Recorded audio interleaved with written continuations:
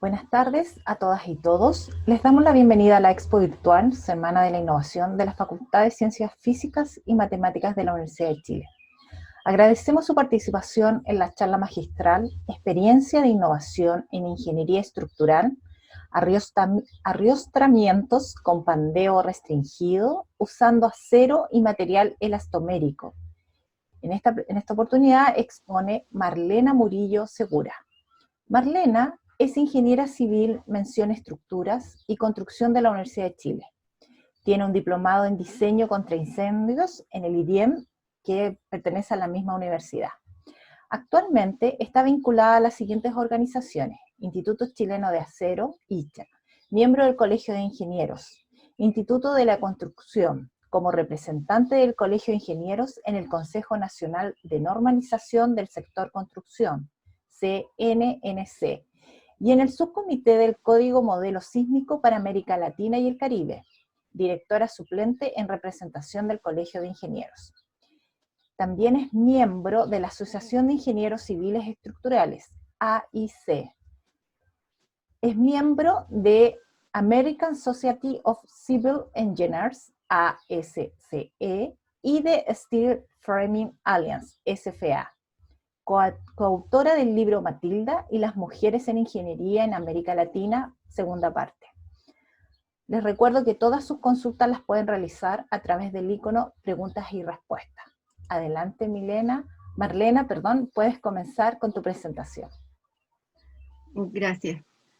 Bueno, buenas tardes. Estoy muy contenta de poder dar a conocer este trabajo que llevó a varios actores a concretarlo y a poder lograr sacar una patente de innovación, dada la semana que nos convoca. Así que, efectivamente, el título es un tanto largo y enredado, Arriostramientos, pero yo creo que varios de los presentes saben de qué estamos hablando, y si no, vamos a ir viendo en el camino de esta presentación. Como primera, si puedo pasar, porque ya se me trancó la... Ay, perdón.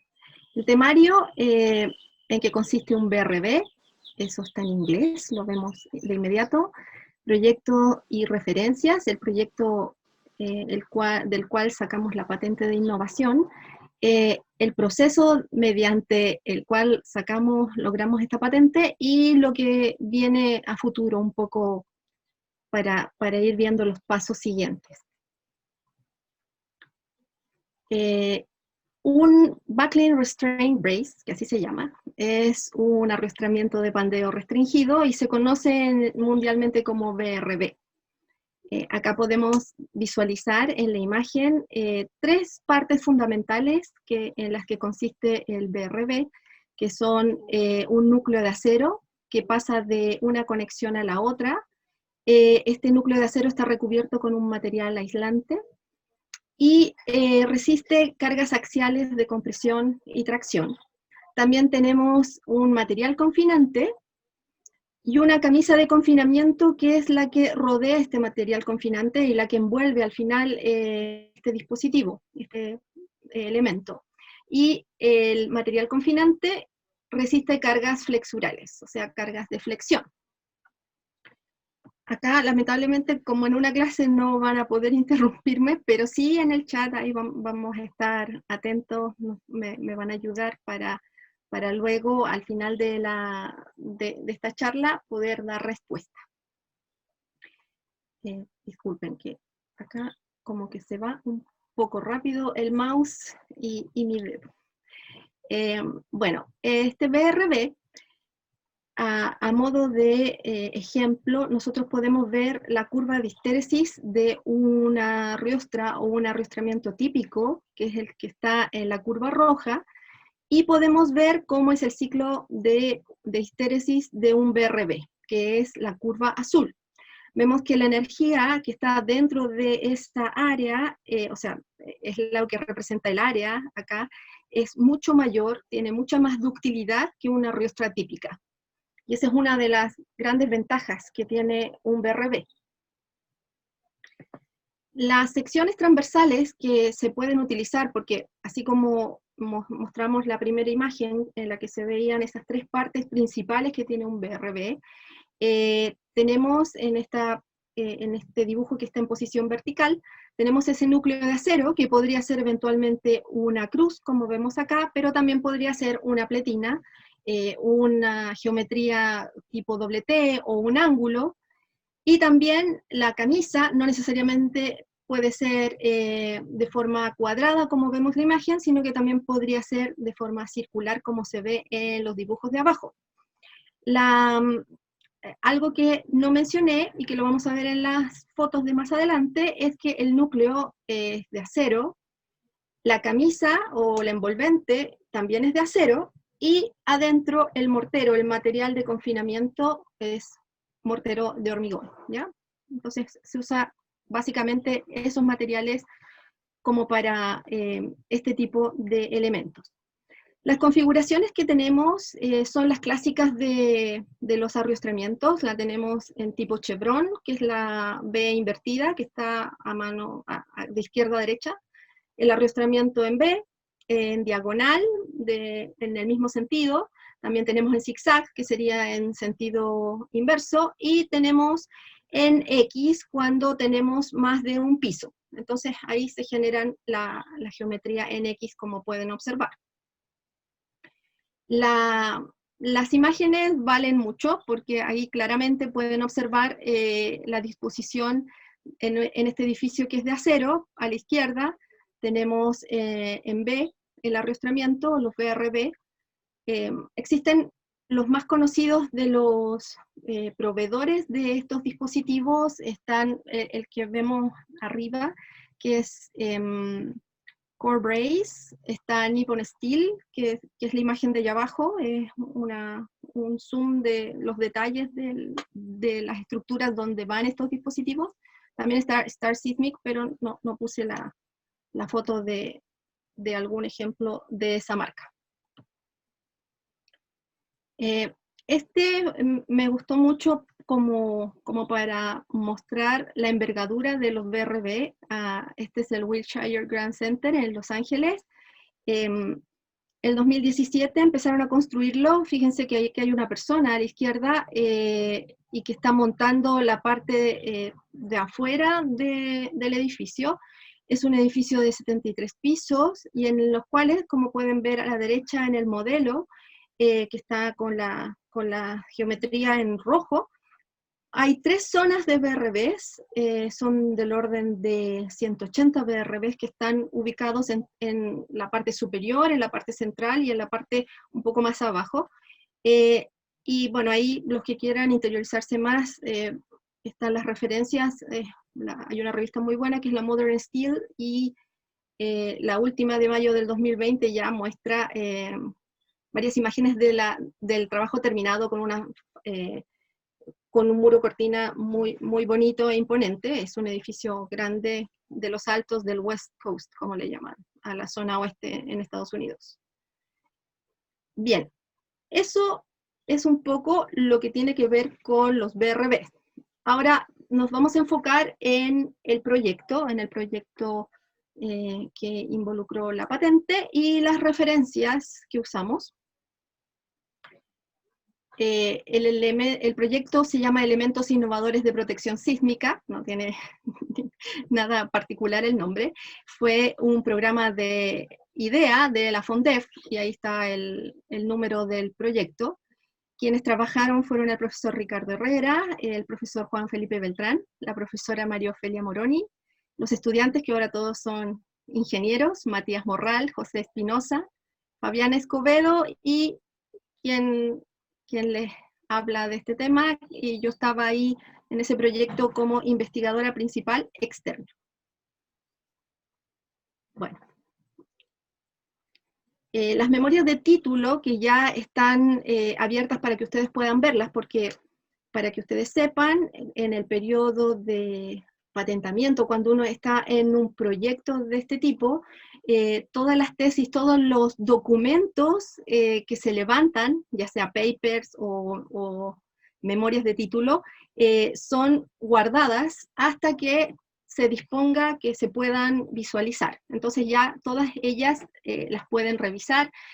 Matías se enfocó en el modelamiento numérico, que fue lo primero que se trabajó, el modelamiento, y se usó ANSYS, usando elastómeros en este caso, y eso es lo que vamos a ver más adelante.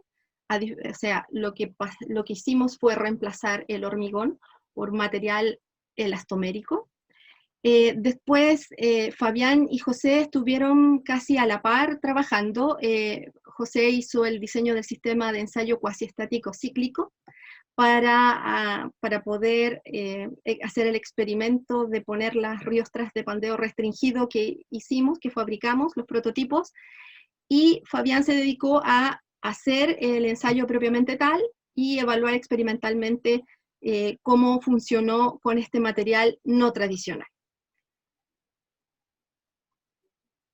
La patente acá solamente está, y que también se puede buscar en la OMPI, o la WIPO, WIPO está en inglés y OMPI en español, o en castellano, que es la Organización Mundial de la Propiedad Intelectual. Está la patente de arrastramiento con pandeo restringido, que es propiedad de la Universidad de Chile, obviamente, pero los autores estamos el profesor Herrera, el profesor Beltrán y quien habla, que salió el 2018. Entonces, esto es del orden de 27 páginas, están en PDF, y ahí ustedes pueden visualizar y conocer más acerca de esta innovación.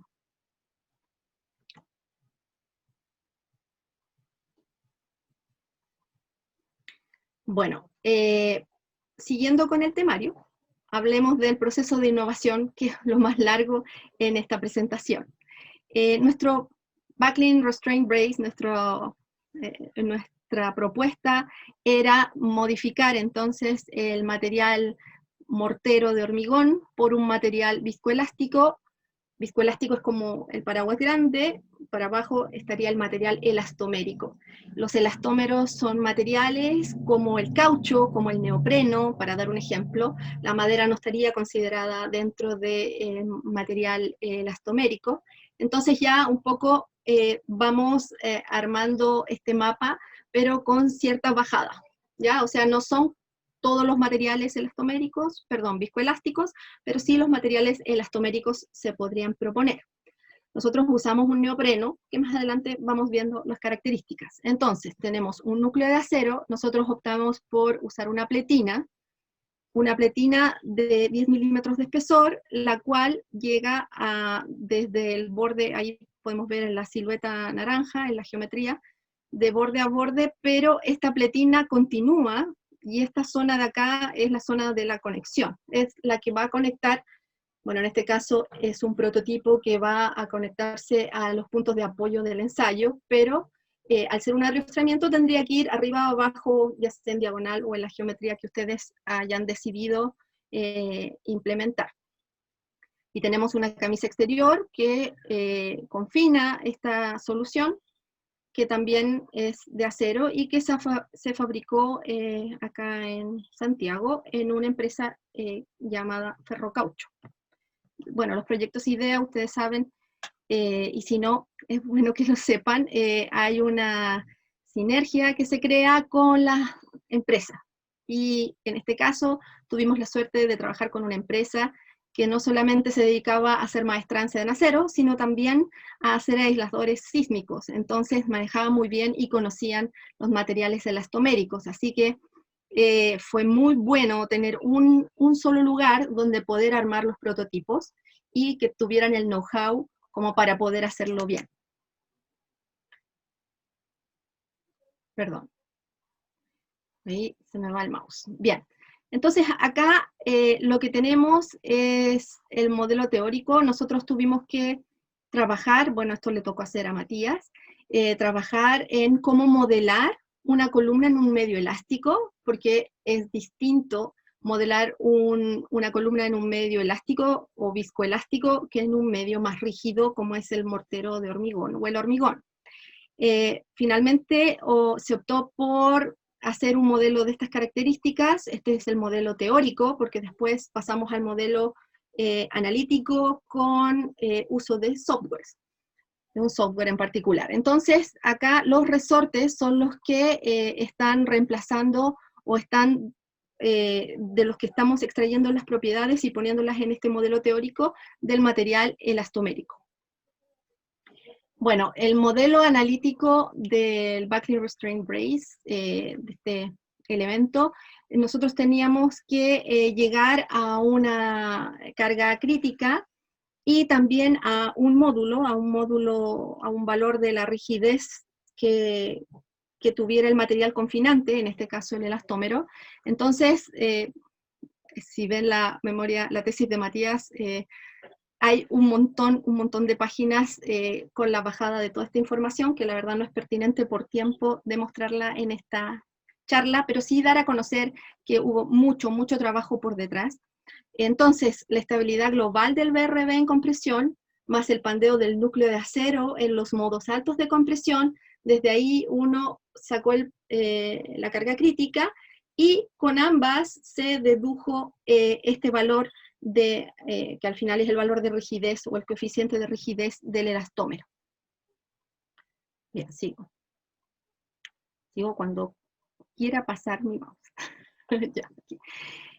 Bueno, respecto entonces a la rigidez del material confinante, también se trabajó con la ley generalizada de Lambe-Hooke, con las condiciones de borde, de cuáles era qué condiciones daba el tubo de acero y qué condiciones daba el elastómero, en este caso la goma o el neopreno o el caucho. Nosotros usamos para el ensayo y para este análisis la característica del neopreno, que la vemos en las próximas láminas. Y desde ahí ya obteniendo también el módulo de corte de un material elástico, lineal e isotrópico. Entonces, lo interesante de esto es que, aparte de conocer o de manejar el material acero, también aprendimos a conocer el material elastomérico y las diferencias que ambos tienen y cómo se van a ir complementando a lo largo de este proyecto, de este trabajo.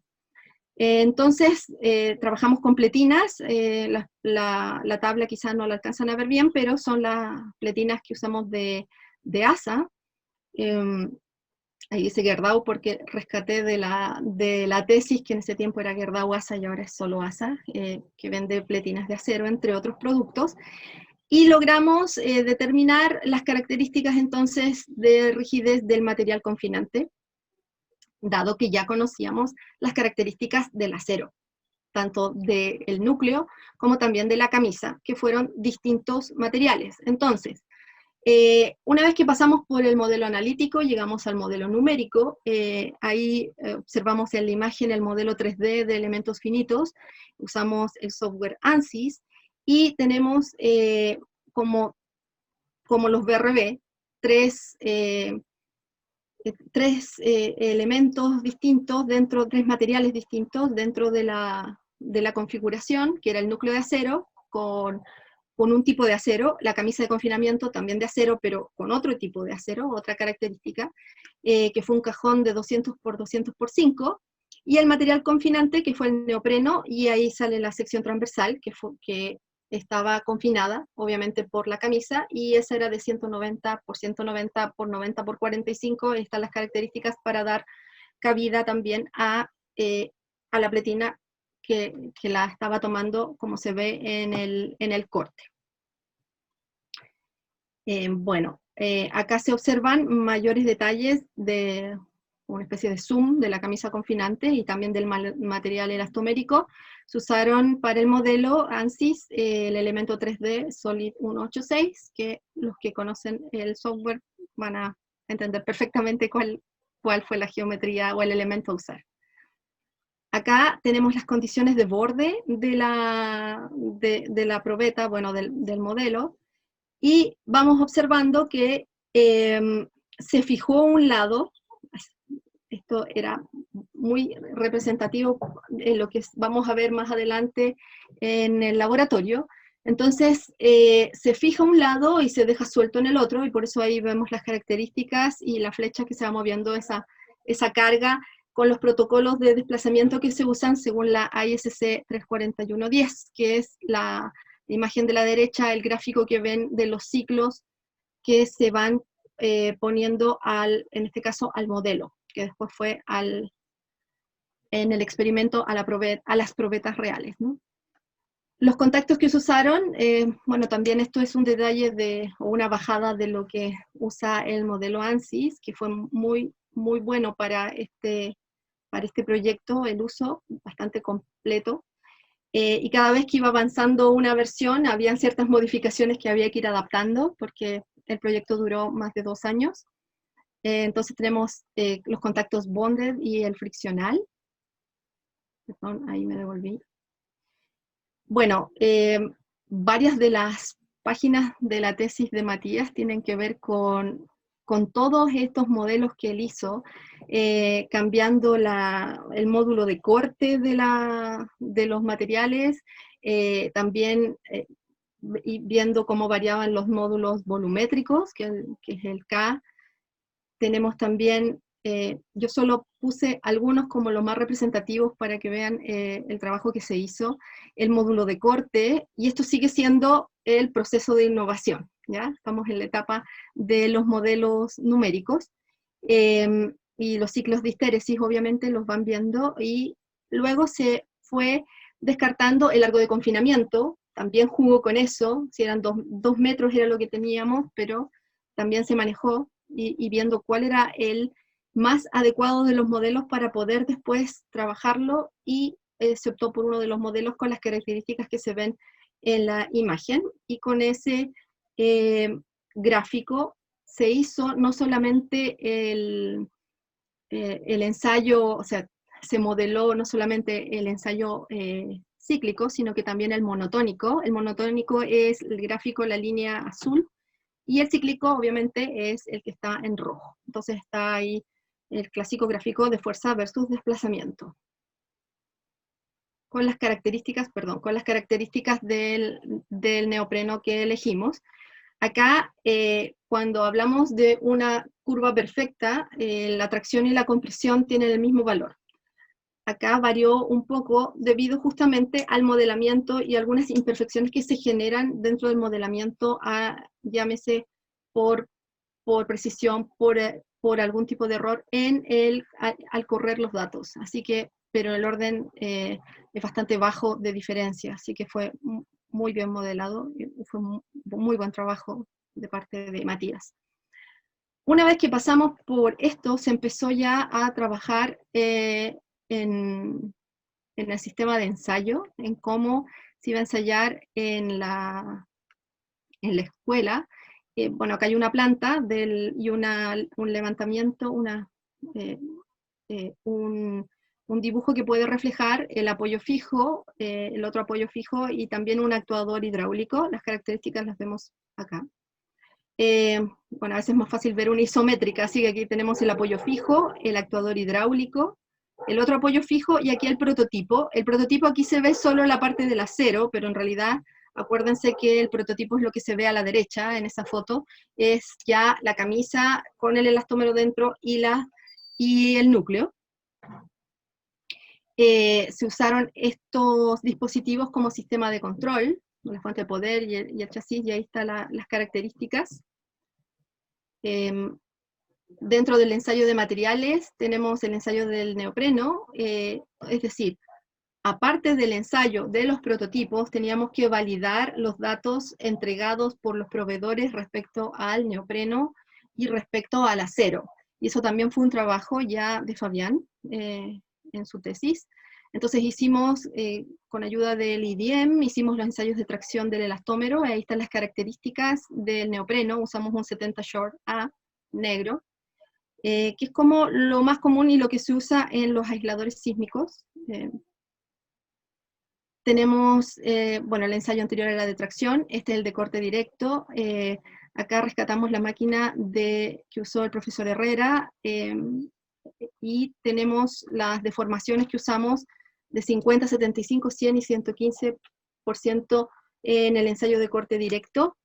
Ahí se pueden ver las imágenes. Mayores detalles, ya esta sería la tesis de Fabián. Después tenemos, Fabián Escobedo, después tenemos los ensayos de materiales, los resultados. Entonces tenemos el módulo de corte, el amortiguamiento, vamos a ir pasando un poco más rápido. El ensayo de tracción de acero, que también lo hicimos en la escuela, en el laboratorio, ese ya es más conocido, y el acero que se usó es A36 para el núcleo de acero.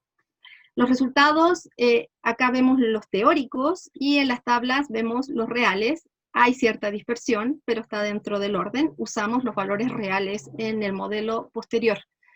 Y a la hora de trabajar después con los resultados. Acá tenemos las clásicas curvas de tensión de formación del acero y de las distintas probetas que se ensayaron.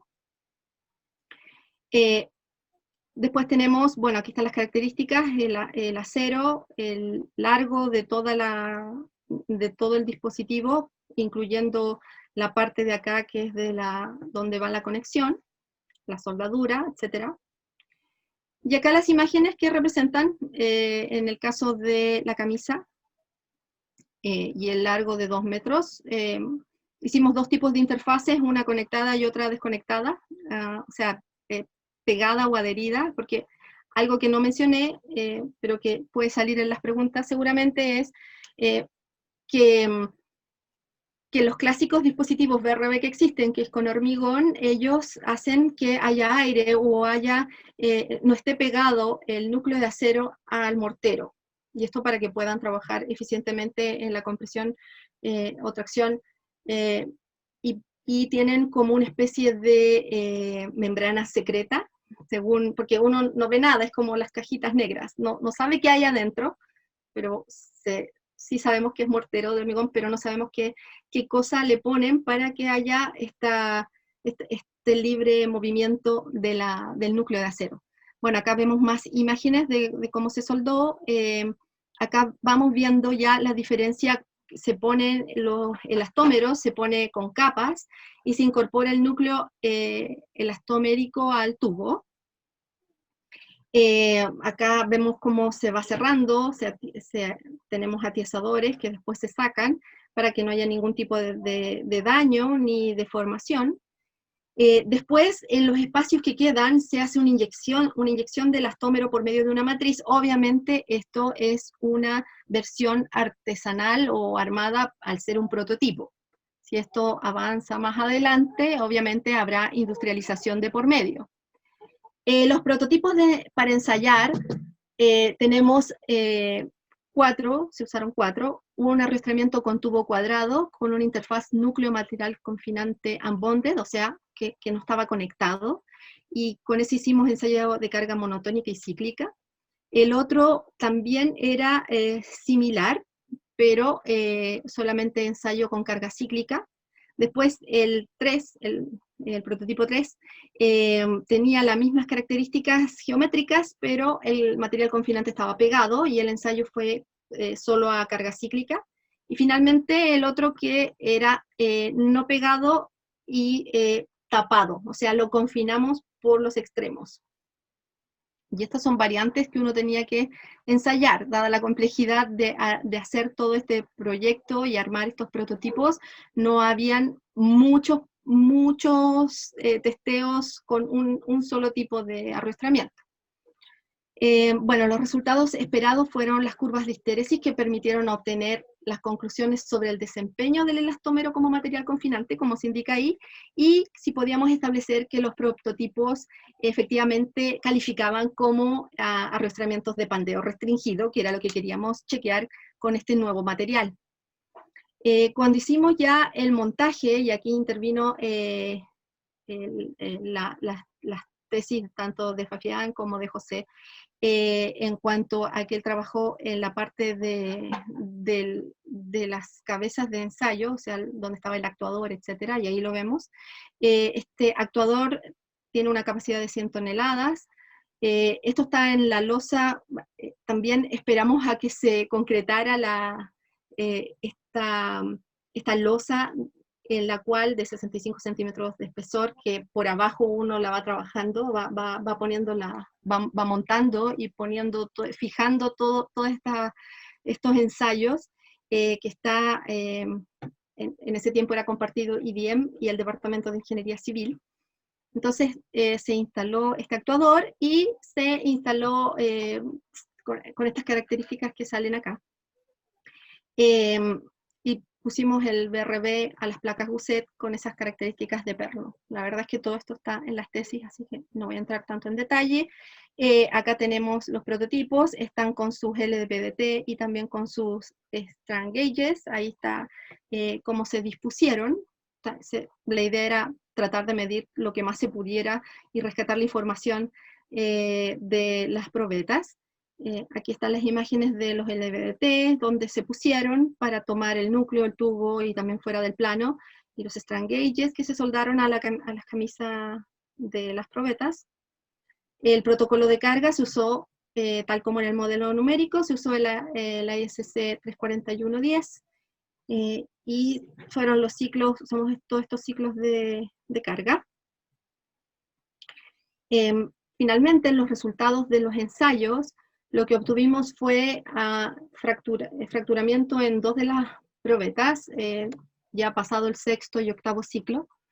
Hubo ciertas características de fracturamiento porque abrimos un par de probetas para ver cómo se comportaron.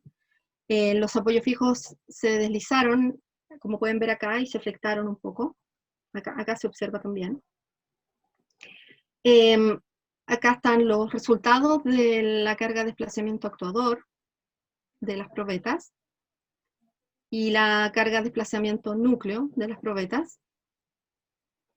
Con esto también, con los materiales reales, hicimos un modelamiento y la característica, dejé solamente el borde como con zoom para que pudieran visualizar lo parecido que fue el comportamiento real con el comportamiento de este modelo.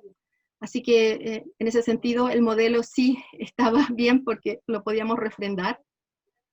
Y también se hizo un comparativo no tanto del costo en sí, sino de las características de peso, que ustedes saben que eso conlleva costo. Porque obviamente un BRB fabricado e industrializado y que es de hormigón va a tener un precio distinto al que nosotros podamos evaluar con un prototipo, porque todo fue mucho más lento, mucho más artesanal. Entonces lo que pudimos extraer de todo este ejercicio fue que si hablamos solo del material confinante, o sea, hormigón versus neopreno, tuvimos un BRB usando todas las características iguales restantes, o sea, el núcleo y la camisa de confinamiento, 44% más liviano fue el material confinante, es más liviano con el material confinante neopreno que con hormigón, por la densidad, obviamente, la densidad más ligero el neopreno. Y si hablamos de la comparación total BRB versus BRB, es un 30% más liviano usando neopreno. Ahora la pregunta siempre en rigor es, bueno, ¿y qué tan bueno fue? Entonces, efectivamente vimos que el elastómero restringe parcialmente el panteo.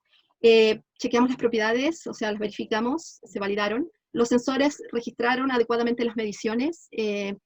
Los prototipos unbonded, o sea, los que estaban pegados, tienen menor capacidad y menor energía que los otros, así que claramente nos cuadró esto de no dejarlo pegado al núcleo. Y bueno, el peso del arrastramiento, que es lo que recién les comenté. También hicimos estudios adicionales que lo hizo José de lo que era, qué es lo que pasaba en la zona de conexión, ¿ya? También modelando con ANSYS. ¿Qué viene o qué podría venir ahora si es que uno sigue trabajando en este tema? Bueno, desde las limitaciones que se extrayeron, y esto es lo que siempre hay que hacer en un proceso de innovación, vimos que podía ser interesante poder ensayar los prototipos en un marco, así como lo hacen las compañías fuera, ya sea con Corebase o los de Nippon Steel, que tienen efectivamente un marco de ensayo. Mejorar el sistema de soporte de los sensores, porque algunos se movía, etcétera, y por eso las figuras que vimos anteriormente de los gráficos.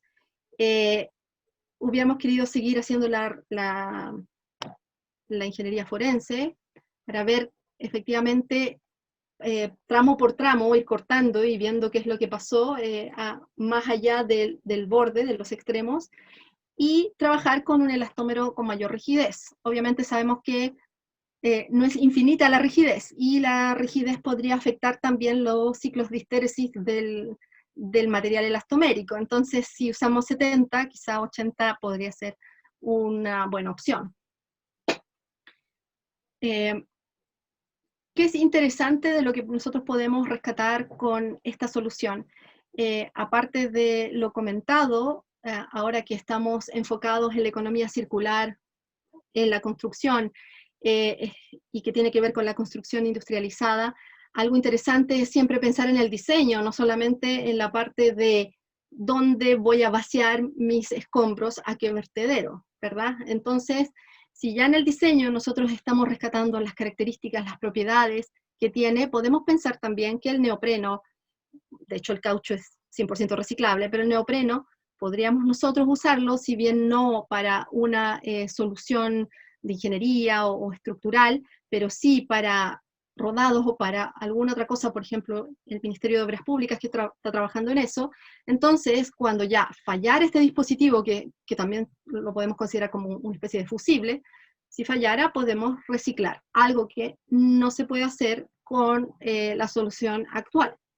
Además, el poder hacer o fabricar localmente nuestros propios dispositivos sería una señal interesante, también por todo esto de la huella de carbono, por los viajes, el transporte, etc. Entonces, si trabajamos en esto, puede ser algo interesante que también nos permita innovar, dado que estamos abiertos a eso. Finalmente, les agradezco la atención. Cualquier consulta que tengan, estoy aquí oyendo en lo que queda de la hora. Y ahí está mi correo si es que necesitan mayor información. Gracias, Marlena, por tu presentación. Los que quieran realizar preguntas nos pueden escribir a través del icono preguntas y respuestas. Tenemos una pregunta que nos llegó al chat, que dice, ¿qué otras aplicaciones podría tener este material elastomérico? Bueno, la verdad es que los materiales elastoméricos, el neopreno es el que se usa para hacer los aisladores sísmicos, los que se usan en puentes, los que se usan en edificios. O sea, ese es su primer uso si es que hablamos en el área de ingeniería estructural y en construcción.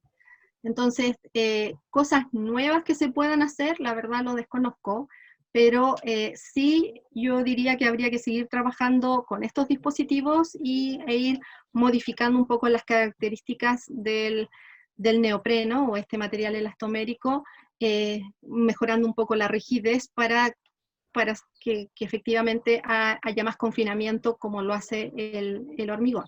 Pero se usa en los dispositivos de aislación sísmica, se usan o solos o también capas como la torta de pie que tiene lámina de acero, neopreno, etc. Así que ya tienen un uso muy, muy característico y definido. Perfecto. Nos llegó otra pregunta. ¿Cuáles son las próximas etapas de la investigación? ¿Se ha construido algo con esta tecnología? Bueno, este proyecto Corfo, la idea tenía 2 etapas. Nosotros cumplimos con la primera y entregamos el informe de la primera. No se postuló a la segunda etapa, y esto, bueno, por varias razones también. Uno tiene que ir madurando lo que hizo, viendo qué fortalezas y qué debilidades fue visualizando, y efectivamente la segunda etapa ya tiene que ver con venta, o sea, con el validar el prototipo y que salga a la venta. Y eso era un poco en ese tiempo, sentíamos que estábamos inmaduros para dar ese salto y postular a la segunda etapa. Así que quedó en stand-by. Y la verdad es que, al menos a mi parecer, es un tema interesante que todavía se puede visualizar, esto de ir viendo distintos materiales, porque uno no puede quedarse siempre con los materiales clásicos o tradicionales, sino que en la medida que uno va jugando con materialidades distintas y me tomo de lo que vieron ayer, por ejemplo, de los materiales que existen o los materiales que uno puede ir creando. En ese sentido, uno siempre tiene que estar tratando de ir y cruzar la frontera, no quedarse con el statu quo, sino ir avanzando. Entonces, ¿qué queda por hacer? Yo creo que queda mucho por hacer, pero si es que uno quiere un fondo para hacerlo, bueno, tiene que postular a estas instancias como el Fondo Corfo y también tener una empresa que esté dispuesto a dar dinero, porque ya en la segunda etapa la empresa también tiene que poner dinero para lograrlo. O sea, varios actores tienen que poner dinero. Perfecto. Me parece que no hay más preguntas. Tenemos unas felicitaciones de parte de Katy, que dice que es un orgullo para el Departamento de Ingeniería Civil contar con Marlena como profesional, investigadora y profesora. Ay, Felicitaciones. gracias. Muchas gracias. Sí. Se pasó. Acá tenemos otra consulta. Nos Sí. preguntan si las aplicaciones del material fuera de la construcción. Ah, ya. Sí, la verdad es que, por ejemplo, para rodados, los neumáticos, por ejemplo, que claro, tienen caucho, pero también es interesante ir viendo cuál es la vida útil y qué se puede hacer a la hora de usar materiales elastoméricos. Porque, por ejemplo, de un neumático, hablamos de estos gigantes que son para la minería, nosotros podemos extraer, trabajar y ir separando las materialidades, lo que tienen de fibra y el caucho, y después sirve para rodados, por ejemplo. Y ahí los invito y las invito a ver las cosas que están haciendo en el Ministerio de Obras Públicas, porque ellos sí ya incluso creo que tienen documentación y aprobación para usar este material reciclado de los neumáticos para los rodados, para hacer los caminos, las carreteras. Y se está probando también. Entonces, o sea, se está ya poniendo en práctica.